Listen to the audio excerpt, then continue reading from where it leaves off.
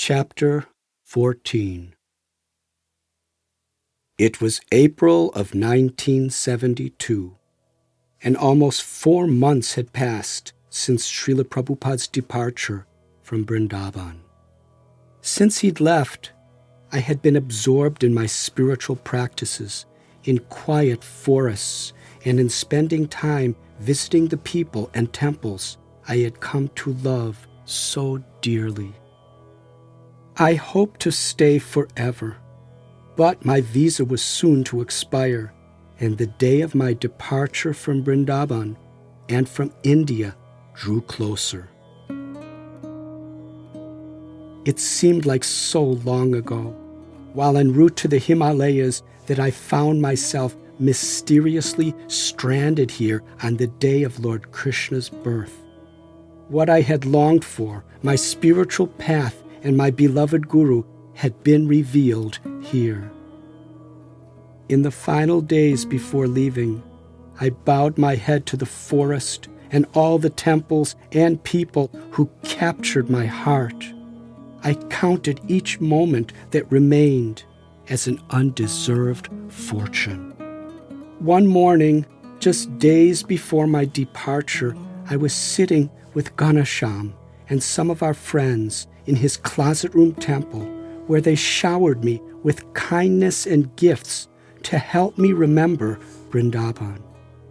A devoted Australian woman named Radha Dasi, who was a follower of Shripad Baba and the only other Westerner in Vrindavan beside Asim and myself, painted different scenes of Vrindavan in a notebook as a gift to help me feel at home while away.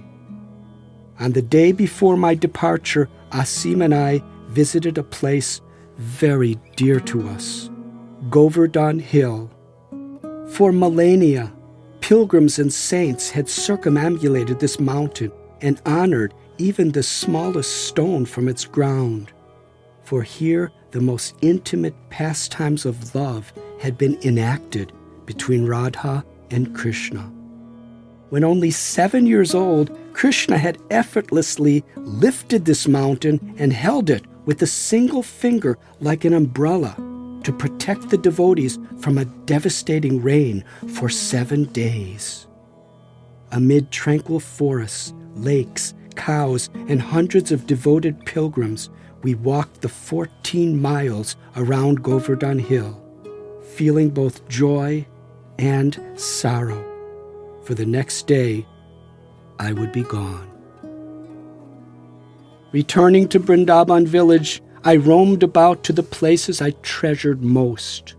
Collecting dusty soil at each place, I sprinkled it into a small cloth pouch so that I could bring Vrindavan with me wherever I was destined to be. I prayed to Krishna, wherever life takes me, please allow me to always keep you in my heart. That night, on the bank of the Yamuna, I sat in the starlight, chanting my mantra. At sunrise the next morning, Asim accompanied me to the Vrindavan railway station, where we boarded a train to Mathura. Once on board, we shared our hearts and our favorite food, braja rotis and gur. My eyes teared, thinking how I would miss this food of the poor farmers. I said, I don't know when I'll ever see braja rotis and gur again. Asim smiled and handed me a cloth bag. Please open it, he said. It was filled with a couple dozen thick braja rotis and a lump of gur. At the Mathura railway station, we disembarked and stood waiting for the train that would carry me out of India and into Nepal. There on that railway platform, I bade farewell to my friend and brother. Together we had shared unforgettable experiences. As the train lumbered into the station, I struggled to control my emotions. I couldn't believe I had to leave the place I loved so dearly, the place where Krishna had answered my prayers. Tears streamed down my face. Asim clasped my hand in reassurance. He smiled through his tears and spoke a blessing. Krishnadas, wherever you remember Krishna, you will find Vrindavan. I will be praying for your return.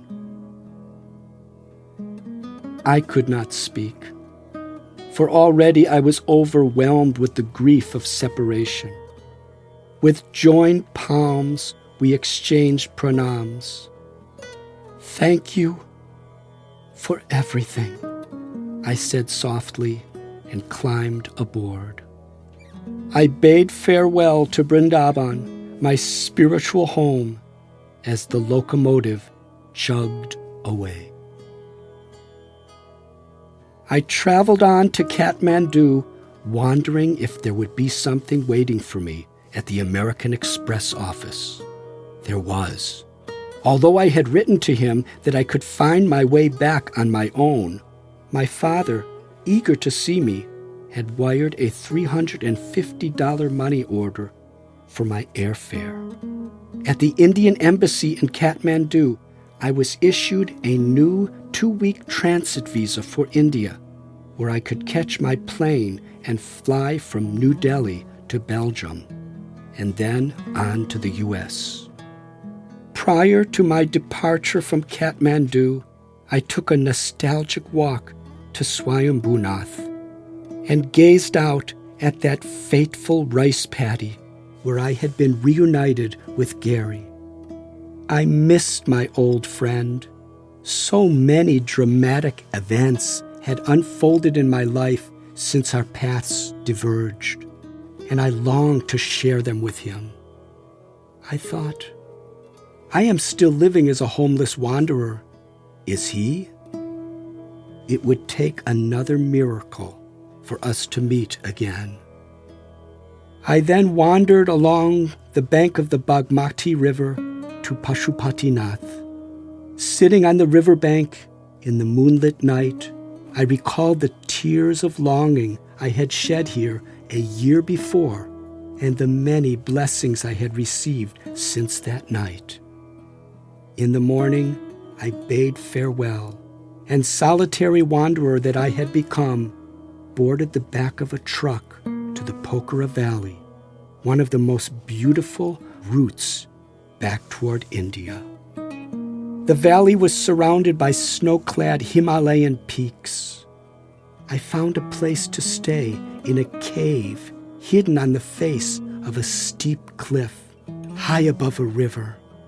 For the next 7 days, I rowed a canoe to the center of the Fuala Lake, where I performed my meditations from sunrise to sunset. During that week, I hardly saw a soul, except for an occasional farmer or fisherman. On the 7th day, 2 days before my Nepali visa was to expire, I spoke softly to the mountains, to the sky, and to the water. I say goodbye to you, beautiful Pokhara. Tomorrow I must depart. After rowing to the shore, I laid the oar across my canoe and in the last light of day, walked across the fields.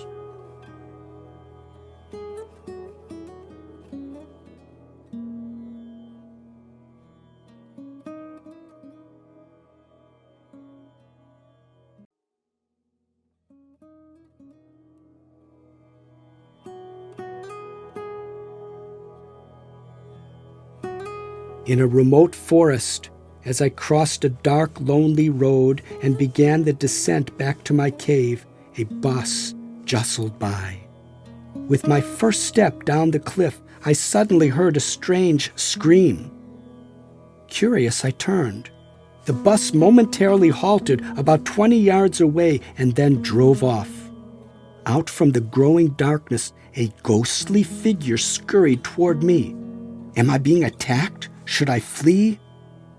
As the shadow advanced, I strained to make out who this was. Step by step, The silhouette was becoming clearer.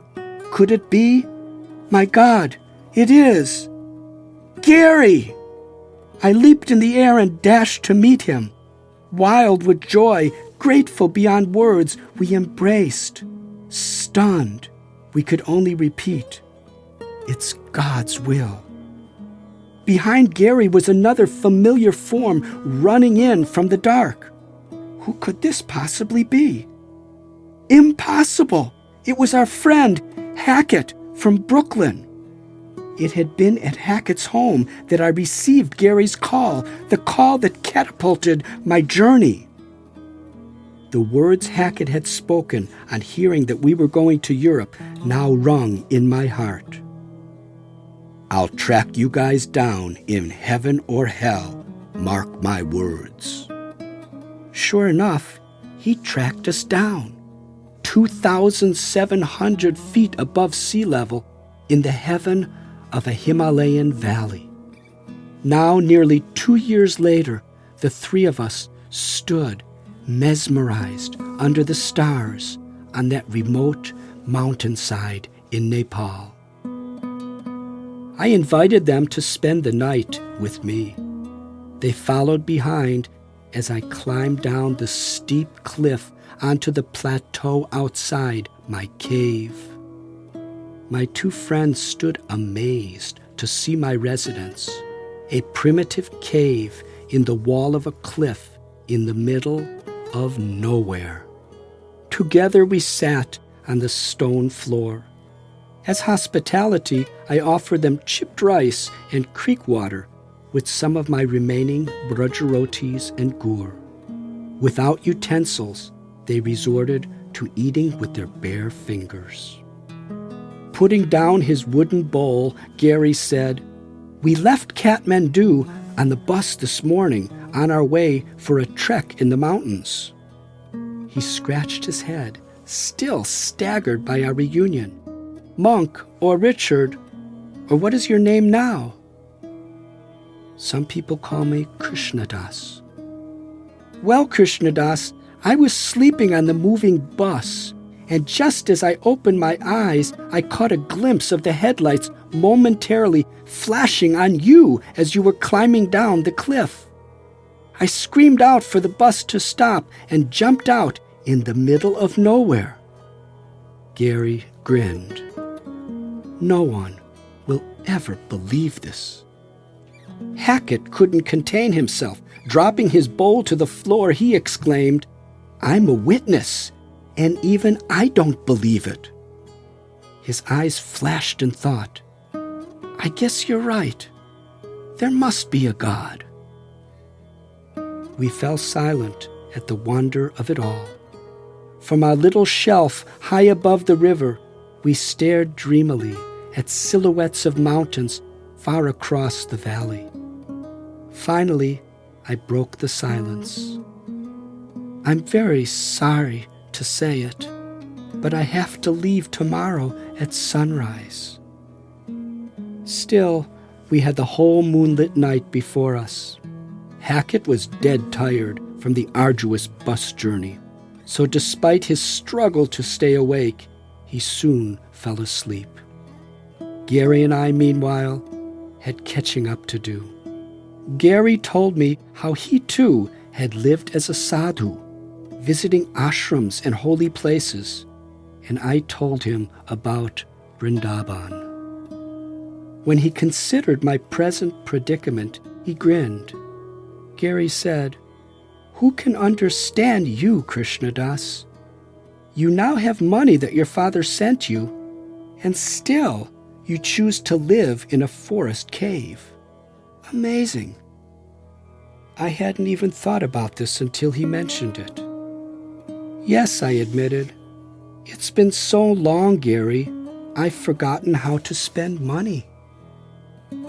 In that mystical place, overlooking the river valley, we shared the experiences and realizations of our respective quests. All night long we gazed out across the valley, watching the moon spread silvery light on the nearby mountains. Below us, the song of the river sounded steadily. Over the years, Gary had witnessed the transformations of my life. As small children, we played together, went to school together, got in trouble together. As teenagers, we rebelled against the social norms and entered the counterculture. In Europe, we explored the arts and cultures of new places. He had watched as my spiritual yearnings gradually shaped my destiny. We traveled together as my calling drew me to prayer in synagogues, monasteries, and cathedrals, and meditation in caves and mountains. From a cave in Crete, I left to follow that inner call. Then a year later, in a rice paddy in Nepal, he found me as a hardcore renunciate, seasoned by a life of asceticism with yogis and lamas. At that time, I was still longing, still searching for my path and my guru. Tonight, he found his old friend, fixed in dedication to a path revealed by the one God. The Lord had led me to my beloved spiritual father, Srila Prabhupada, whose divine grace attracted my faith and love. Now, with a whole heart, I was striving to develop humility, love for Krishna, and a genuine spirit of service to mankind. As the sun was rising, a tear streamed down Gary's cheek and dropped into his beard. He whispered, "I'm so happy for you, brother. God has fulfilled your prayers." Gary smiled. "It's been an amazing journey." I closed my eyes and took a deep breath. It was time to say goodbye again. We gave each other bear hugs and wished each other safe travels. Smiling, I turned and climbed the steep hill toward the road. "My brother!" Gary called to me. From halfway up the mountain cliff, I grasped onto a rock for support and looked down at the plateau where Gary stood. A lost look covered his face, and tears welled in his eyes. Rubbing his beard, he called out, "I wonder if we'll ever meet again." I looked on the Himalayan cave that had given me shelter and listened to the enchanting song of the river below. With tears of gratitude, I called out to Gary, "I believe we will, if we continue to follow the inner call." At the New Delhi airport, I boarded an Air India flight to Aston, Belgium. Dressed in the robes of a mendicant and carrying for my baggage only a cloth bag around my shoulder and a metal begging pot. I was a strange sight among international tourists and businessmen. An Irishman seated next to me in economy class puffed incessantly on one cigarette after another. The smoke burned my eyes and suffocated my breath, but the smoker seemed not the least concerned. The challenge of returning to the West had already begun. Seeing the hostess serving meals sparked my memory. In my bag was a treasure that could transform this airplane into a spiritual oasis. My dear brother Asim's gift of braja rotis and gur. They may have been old and dry, but they were utterly delectable to me. On that flight, 35,000 feet in the sky, I jubilantly ate my braja rotis and gur while absorbed in remembrance of my spiritual home. From Belgium, I hitchhiked to Holland to visit the first friends Gary and I had met in Europe. Traveling to Cosmos's house in Abcoda, I learned from his mother that he had moved to Amsterdam. When I arrived at their apartment unexpectedly, Cosmas, Hush, and their friends leaped up and rushed to the door to greet me. Loud rock and roll music blared as some drank beer while others puffed on marijuana. In the cloud of smoke, men and women lay in passionate embraces. My heart was sinking. Just 2 days before, I had been living with sages in a holy forest in India. And now, here I stood in the midst of this party scene, in my sadhu robes, with my prayer beads and begging bowl. Disoriented, I contemplated. What has happened to my friends?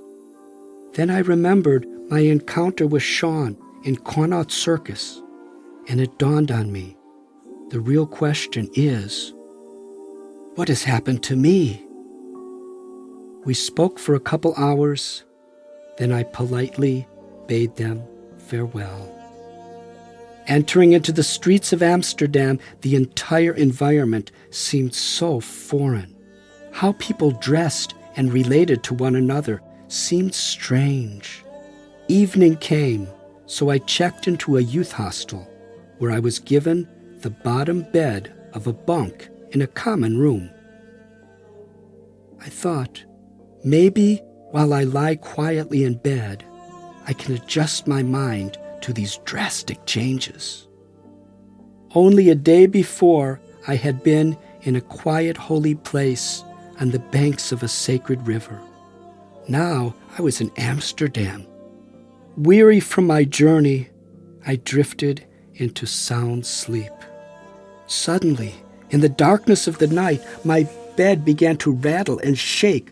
As I bounced about, I wondered if this were an earthquake. Then I understood. From the bunk bed above came the sounds of passionate moans and groans of a young man and woman. I was really not ready for this cultural adjustment. Where am I? Why am I here? Where is my sleeping place at the banks of the holy river? I slipped out of the hostel and walked the streets until morning. When morning came, I sat in a small park to eat my remaining brajarotis and gur. Later that day, I wrote a letter to my parents explaining that I wouldn't be flying home right away. I needed a little more time to readjust to the Western world. Back in Amsterdam, I ate a diet of peanuts mixed with yogurt. I didn't know how to be a vegetarian in the West, but I did like my simple diet very much. One night, I visited the Cosmos. This was the nightclub where I first met that strange-looking man with the shaved head and ponytail who poured the ladle of runny fruit salad into my palms. And that same man, Shyam Sundar, had appeared again in Bombay and in Vrindavan to become my dear friend. I marveled at the twists and turns of my life, feeling myself to be completing a circle. It was about 11 o'clock on a Saturday night when I left and inadvertently found myself walking along a main street rowdy with hundreds of American sailors and flashing with neon lights. On both sides were overcrowded discotheques, pubs, nightclubs, and brothels. Live music blared from both sides, and the smell of liquor and burning animal flesh filled the air. I still wore the garb of a sadhu. A heavily perfumed prostitute with shiny red lips and thick mascara grabbed my hand to drag me away, but I resisted. A gang of drunken sailors surrounded me. They yelled, "What kind of freak are you?" and shoved me back and forth to one another. While one pinned me across the chest, another howled with laughter. "Have a drink, buddy," he said, and poured a gallon pitcher of cold beer over my head. What planet had I landed on? Finally, they released me. Now I found myself roaming aimlessly in a jungle with predators more intimidating to my mind than the leopards, elephants, and serpents of the Himalayas. Wandering desperately in that vast city, I found myself on a narrow lane in the red light district. Brothels lined both sides of the street, and rats scampered in the shadows. From inside picture windows, prostitutes posed in various states of undress, trying to seduce customers. A sign over one storefront advertised in large letters, "Sex Shop." To the left of the sex shop was a garage door with a smaller door carved into it. Above it read a sign, "Radha Krishna Temple." Could this be? I knocked. Opening it, a smiling devotee exclaimed, "Please come in and make yourself at home." After taking a shower, I sat down to recover. Sweet spiritual music played softly. Religious art with scenes of Radha and Krishna in Vrindavan decorated the walls. Musk-scented incense filled the air. "Have some hot milk," said the devotee. The steaming milk was lightly flavored with banana and cardamom. In great relief, I looked around. I felt I'd come out of a vast desert and entered an oasis. And then, on the wall, I saw a painting of Srila Prabhupada. Gently smiling, he seemed to be once again welcoming me home. Silently, I thanked him for making the trip from India on that cargo ship so many years back. As a result of his efforts, hundreds of such oases were later to be established throughout the world. From Amsterdam, I went to London, where I spent some time in an ashram near the British Museum. Then I boarded a flight to New York. On reaching the U.S. immigration desk, I was greeted by a female officer who scrutinized every page of my passport. She called someone on the phone and then stamped one of the pages. As I walked forward, two big men in business suits stepped in front of me.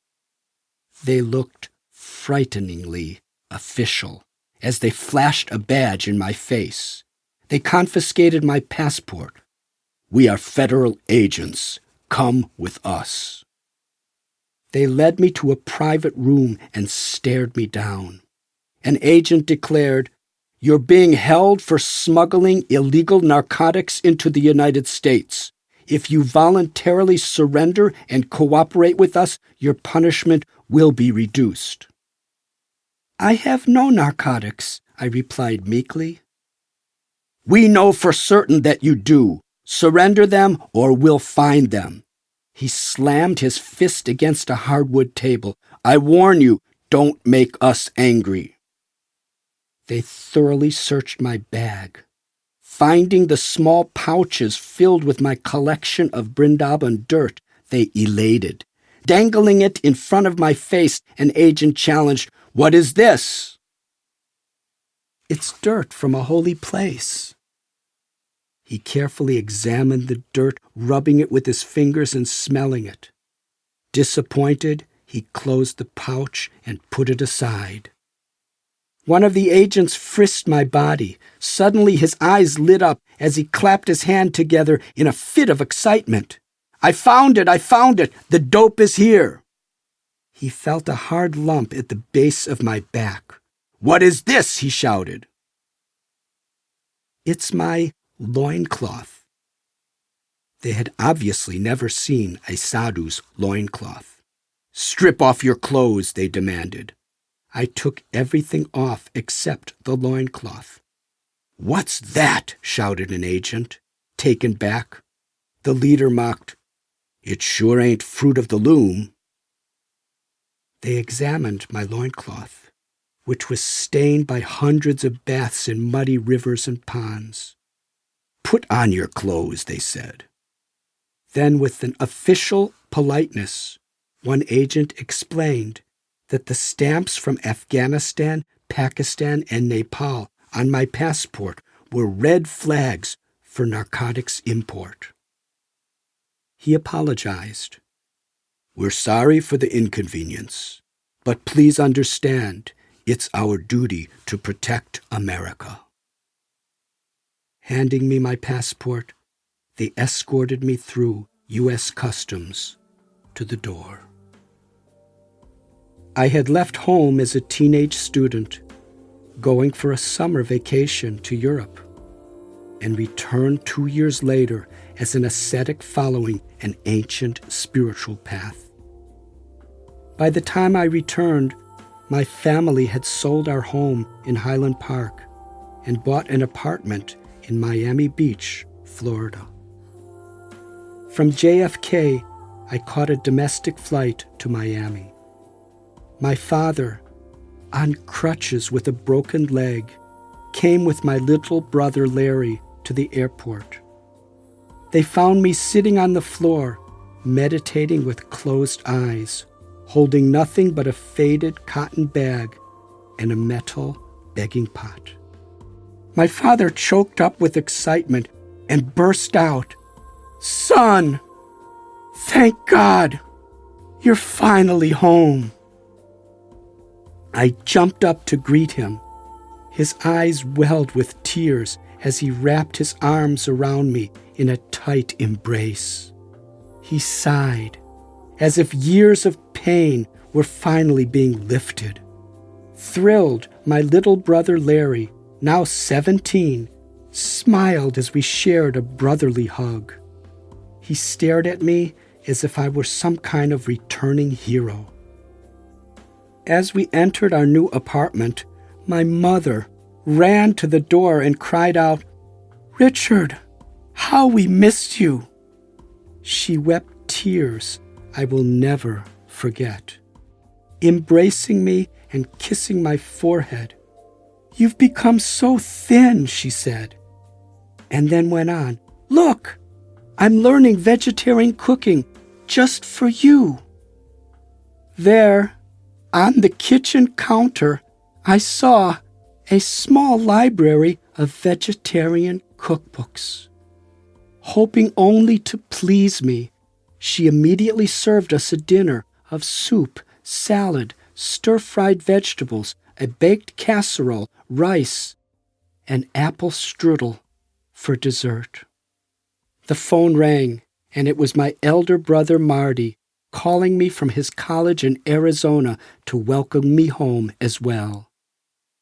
I was overwhelmed by the lengths my parents would go to in order to make me happy. As difficult as my choice had been and would continue to be for them, they strived to understand and accept my way of life. I sincerely tried to express my love for them while upholding the ideals I held sacred. Although our lives were worlds apart, the affection and respect we shared remained prominent.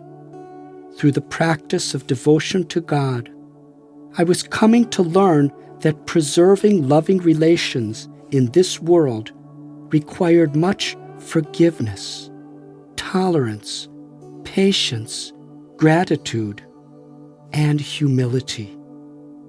An essential virtue of humility is to accept others for what they are, despite differences. I contemplated again how the tendency to judge others is often a symptom of insecurity, immaturity, or selfishness, and I yearned to rise above it. Everyone is a child of God. God loves all his children. If I wish to love God, I must learn to love those whom He loves. We all knew that I wouldn't be home for long. While my mother had a beautiful room prepared for me, I chose to sleep on a cement patio that extended from our 5th floor apartment. From there, in the quiet hours before the dawn, I gazed out past a vacant swimming pool toward a bay lined with palm and eucalyptus trees that swayed in the breeze. As I meditated, the faint song of the sea whispered from a distance. I felt the patio transform into my cherished rock in the Ganges. While quietly chanting the divine mantra I had received from the river, in my mind's eye, I could see the river Ganges flowing effortlessly into the same sea that now spread out before me. I felt Vrindavan, my Guru and my Lord, to be indescribably present, beyond time and space. I took a deep breath of the salty air, and gratitude filled my heart.